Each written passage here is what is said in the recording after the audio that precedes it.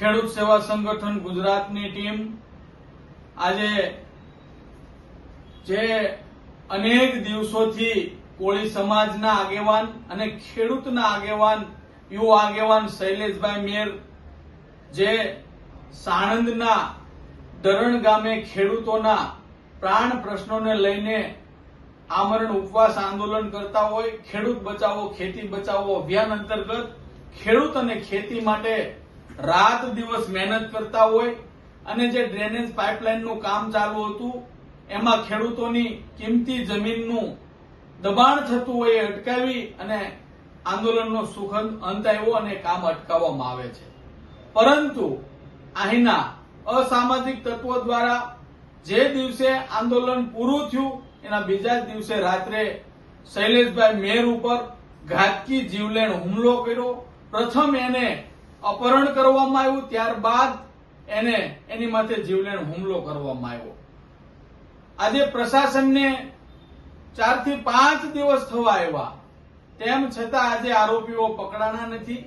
એટલે કોળી સમાજ અને ગુજરાતભરના ખેડૂતોની એક જ માંગ છે કે આ આરોપીઓ વહેલામાં વહેલી તકે પકડાઈ જાય અને આની અંદર ઝીણામાં ઝીણી તપાસ કરવામાં આવે કે શૈલેષભાઈ મેર ખેડૂત આગેવાન ઉપર જે હુમલો કરવામાં આવ્યો, આ હુમલો કોને કરાવ્યો અને આ હુમલા પાછળનું આખું કારણ શું છે.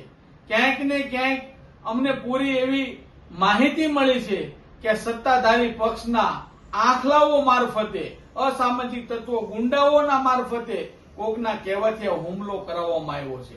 જેથી કરીને ખેડૂત સેવા સંગઠન ગુજરાતની ટીમ અને આખા ગુજરાતના ખેડૂતોને અમે આહવાન કરીએ છીએ કે આજે પોલીસ સ્ટેશનને 4/7/2026 ના રોજ અમે એને તારીખ આપી છે કે 4 તારીખ સુધીમાં જો તમે આરોપી નહીં પકડો, શૈલેષભાઈ મેર અને આ ખેડૂત આગેવાનને જો ન્યાય નહીં મળે, આ જ રીતે ક્યાંક ને ક્યાંક ખેડૂતોના આગેવાન ઉપર, કોળી સમાજના આગેવાન ઉપર હુમલા થતા રહેશે તો સામાન્ય ને ગરીબ પ્રજા માટે કદાચ કોઈ લડવા તૈયાર ન થાય. એટલે સમગ્ર ખેડૂતોની એક જ માંગ છે કે આ શૈલેષભાઈના જે હુમલો કર્યો એ તમામ આરોપીઓને યુદ્ધના ધોરણે પકડવામાં આવે, જાહેર રોડ રસ્તા ઉપર એનો વરઘોડો કાઢવામાં આવે, 307 જેવી ગંભીર કલમ લગાડી અને એની સંપૂર્ણ તપાસ કરીને એને જેલ હવાલે કરવામાં આવે.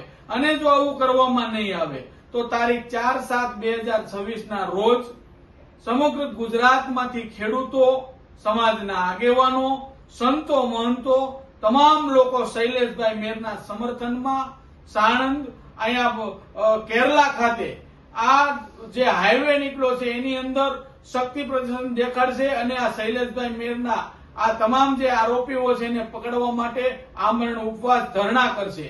એટલે અમે સરકારને પણ તાકીદ કરી છે, પોલીસ તંત્રને પણ તાકીદ કરી છે. એક બાજુ 4 થી 5 દિવસ થવા છતાં કોની ઢીલી નીતિ છે, ક્યાંક ને ક્યાંક 100% સત્તાધારી પક્ષના વ્યક્તિઓ દ્વારા જ આ કૃત્ય કરાયું છે. એટલા માટે તંત્ર આંખ આડા કાન કરતા હોય એવું અમને લાગે છે, પણ તંત્ર આ ઘેલી નીંદરમાં નહીં રહે. 4 તારીખે ખેડૂતો પોતાની તાકાત અજમાવશે અને શૈલેષભાઈ મેર માટે, કદાચ ખેડૂતો માટે જે પણ કરવાનું થાય એ અમે કરશું. જય જવાન, જય કિસાન.